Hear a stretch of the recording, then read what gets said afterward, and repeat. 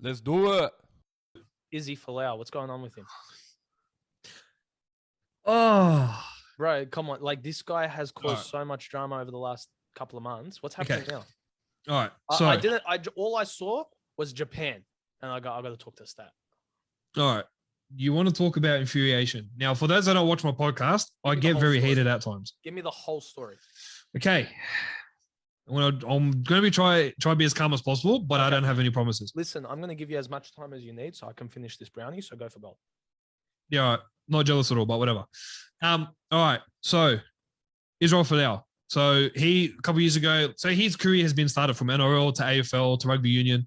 It was when he was playing union, he put up an Instagram post, a verse saying, you know, adulterers, liars, fornicators, whatever, or going to hell. Now, at the time... he was spreading the gospel. Yeah, spreading the gospel. So he just put up an Instagram post of him spreading the gospel. He had left the Mormon church and started going to another church. And he started to obviously get more into the Bible. So he just shared a normal biblical post like you and I would. The problem was it mentioned, you know, something about the gays that were going to hell. However, in that same verse, it also mentions about fornicators and liars and thieves and all that. So there was a list of things. But of course, the general public decided to get targeted on this specific part of the gays, which caused a massive uproar, which I defended. The guy's a Christian, he's sharing the gospel just because he's an athlete. 100%. Shouldn't matter. I backed him 100%. I'm not convinced at all that this is wrong, whatever. I didn't care. Yeah. So he puts it up, cops a lot of backlash. So cops a backlash, then he gets sacked. Because of the pressures of the people saying, get rid of him, he thinks all the gays are going to hell and all this stuff, when really clearly the verse indicates other things as well. Rugby union decided to sack him. Raylene Castle, at the time, was running the rugby union, decided to go, you know what, done, we're going to sack him. So they sacked him. Running league. Sorry? You said union. Yeah, she was running union at the time. Oh, sorry, he was getting kicked out of the union. Sorry. Yeah. So Raylene Castle, bit of background on her, she worked at New Zealand netball, moved to the Bulldogs for a couple of years, and then moved to be head of rugby union. So she decides, all right, we're going to sack him. So they sack him. Causes a bigger uproar than I thought. So now all these people start coming out of nowhere saying, all right, now we're backing this guy. Rightfully so. Yeah, because how this guy, he shares his opinion, loses his job. What the hell is that about? Where's the freedom of speech? Yeah. So Folau gets top lawyers, goes to court, and then tries to settle the deal. So he goes, I want to sue these guys for about $10 to $12 million. Yeah. Goes behind closed doors for 3 days. It's pretty private, but everyone, from what people have told me, it's about $6 to $8 million that he got payout from union. Mabruk deserved it. Yeah. That got out. Obviously, a lot of people weren't happy with the dollar figure, but it didn't matter. So they told him he can never represent Australia again. As long as he's a part of the code, he can never share the gospel. By the way, before we continue, during that time that he was getting supported, they asked, they said, if you want to support this, donate here, whatever. They did a GoFundMe page, and then they got taken down because it had about $200,000 or $300,000. They gave back a lot of the money because I added to that fund, and to make it fair and to make it all equal, they go, we're going to give back 20% or whatever it was. Yeah, it's really cool. If you want to send us this. I didn't do it because who cares, but they gave it back, so they did their due diligence. Yeah. So he goes off, and then he gets sacked. So he's like, all right, let me try to figure out a way to get back in the game. He goes over to Super League. The Catalans Dragons in the Super League decide to sign him up on a deal. 2-year deal, $250,000 a year or $220,000. So he goes. Cops backlash from that league over there, and they all went crazy. Folau, he said this, he said that, but they took a punt on him, which I respected the club for so much because he did that. Yeah. He goes and he plays a year and does really well. First game, scored a try. Then the fans start to go, they love him. But you know what? Because as an athlete, he's fantastic for the club. He's a great acquisition. Comes back. Sorry? Good player. Yeah, great player. Very talented. Across 3 codes, phenomenal. So he comes back to Australia. His wife was pregnant, who was also a netballer. Phenomenal too. Yeah, I've heard. I've never seen personally, but I've heard. I love my netball. Bro. Really? Yep. Let's just move on. Keep going. Moving on. All right. When I said don't give me reasons to tease, this was anyway. Listen, mate. It's a good sport. Okay, so finishes up at union. So she's retired. She falls pregnant. They're about to have their child. They're gonna like, in the process, they're about to have their child. Anyway, so Folau comes back to Australia, and then he decides he's not going back, which angers Catalans. In between that time, what's happened is he's come back home and he said to Catalans, like, I need to go home for family reasons, but I'll come back and finish off my contract. Because I signed a 2-year deal, I'll come back and finish my 2-year deal. Then whatever I'll do after that, I'll do after that. Whether I extend, how long did he serve? Sorry, so initially he signed the 1-year deal. Sorry, he signed the 1-year deal initially. Then he extended during that year for another year. Okay. So he comes back to Australia so that the wife could be around the family. He realizes the pressures of going away and leaving his wife behind, who's about to have a baby, is very hard.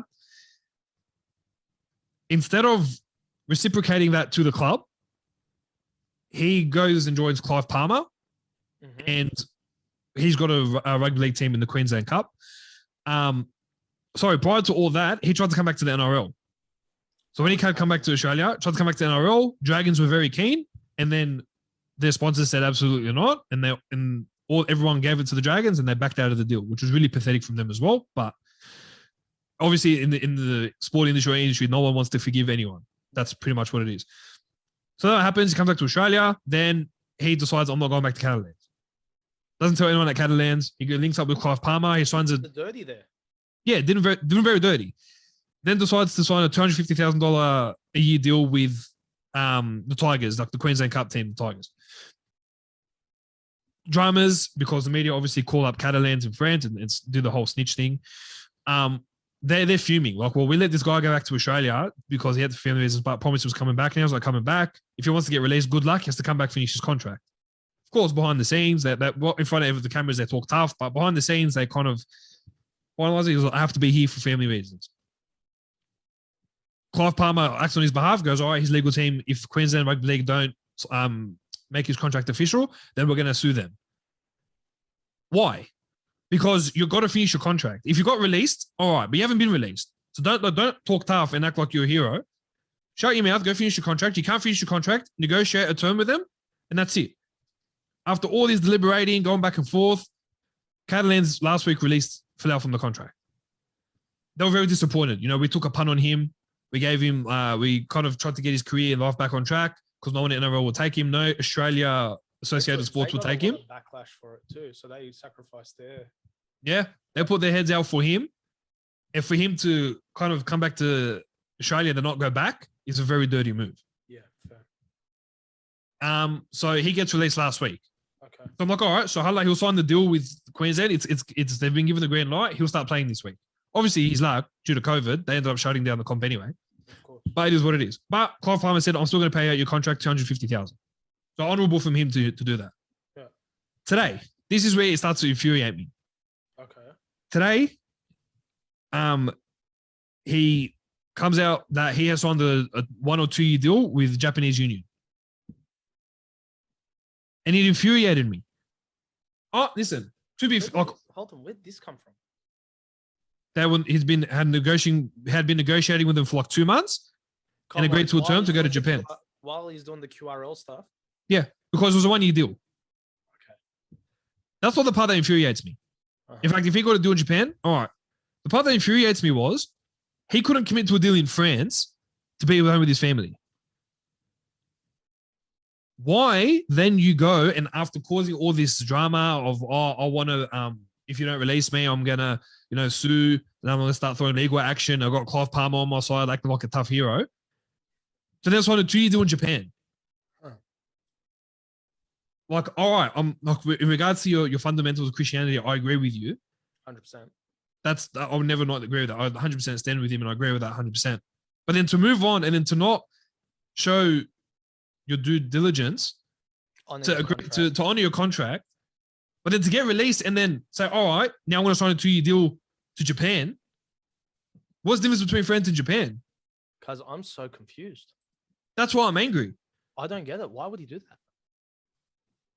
Beats me.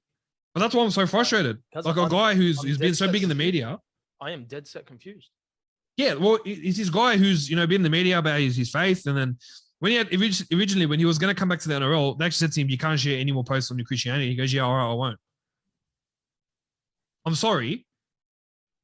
Like, I don't agree with that. But that's when the decline started to happen for me. But to go and say I can't commit to France for a year, but I'll commit to Japan. I'll go to Japan for 2 years. What's that about? Why aren't you honoring your contract in France? Has he come out and said anything about this yet? Nah, they just said, because they signed him and like 4 or 5 other guys. Nah, this is a joke now, bro. That's what I'm saying. It looks like he's just trying to get any offer under the sun. Which, look, I'm all for, considering he can't get offers in Australia. I understand. 1,000%. But if you've got a contract with France, stick with France. Honor that contract. Yeah, 100%. But Catalan's got whiff of the news, and they are fuming behind closed doors. They are not having it. And I don't blame them. Again, they stuck their neck out for the guy. For him to not finish his contract and say, oh, by the way, after all this release and all this garbage and all that, I want to go sign with Japan. There you go, in Japan. I don't get it. Like, I was on the side of Folau the whole time. I was backing him. Anyone that asked me, yeah, good on Folau. He did the right thing. He's doing the right thing. Now he's right. Really? Now he's not. Now he's not. What are you doing, mate? Pull your head in. How old is he? 31. It's coming towards the end. I don't know, bro. I don't know. Maybe he's tired of fighting. He tried to pick another fight. He was going to sue the Queensland Rugby League Board. That's why. I honestly thought I would have an opinion on this, but I am so confused by this story that I dead set don't know what to say. Right. It came to me this morning. I'll get a message saying, by the way, before it hits the media, Japan. Oh, why are we in Japan? And I look at it, I was like, what the hell? Why Japan? Then it started to break. Then I started to get like bits of information. And I'm like, okay, this is a joke now. Now it's come to the point where I can no longer back what Folau's trying to do. Look, all the best to him. Good luck to him. If he gets a contract and he's happy and all that, that's fine. That's just the dirty nature of sport now, bro. It's just dirty. Yeah, but to fall into that, bro, like, 100%. No. Do you know what I mean? Not defending him whatsoever, but it's just dirty, bro. It's pathetic. Contracts obviously mean nothing these days. We've always known that. It's not a big surprise, but even Clive Palmer was shocked. He didn't even know that the deal was signed. Cousin, it just shocks me that it can be that easy to get out of a club contract. Yet for me to get out of my Telstra contract, I still have to pay it out and pay all these fees. It's a joke. Whoever's running Telstra should run the NRL and take care of all the contracts. Bro, I wanted to get out of a contract that I signed very, very stupidly a couple of years back. And it was going to cost me like $894 to do so. And I'm like, I might as well just wait this contract out. Good on them. Bro, they should get whoever runs the Telstra contract division to run the rugby league's contract division because, bro, it's becoming a joke. Like the people in the NRL really need to pull their heads in and start getting involved.